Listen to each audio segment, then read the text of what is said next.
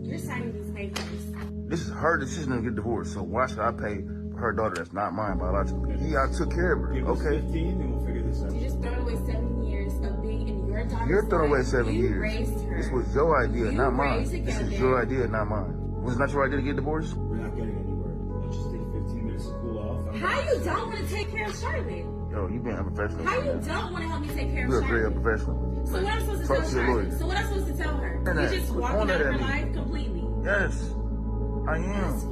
fucked up. I'm closing this chapter in my life. You want a divorce?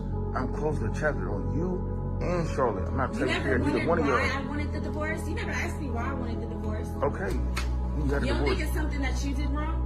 I ain't do nothing wrong. Women That's don't why I'm want a not divorce taking for care no of you and reason. Charlotte. I ain't nothing wrong. You just walking away because you probably got a dude. You probably got a dude or something. I don't know what's going If I on. had a dude, I wouldn't be asking you for no. But check this out. I'm not about to take care of you. Meet somebody else. You gonna do the same thing I was doing. Come in there and play daddy for your daughter.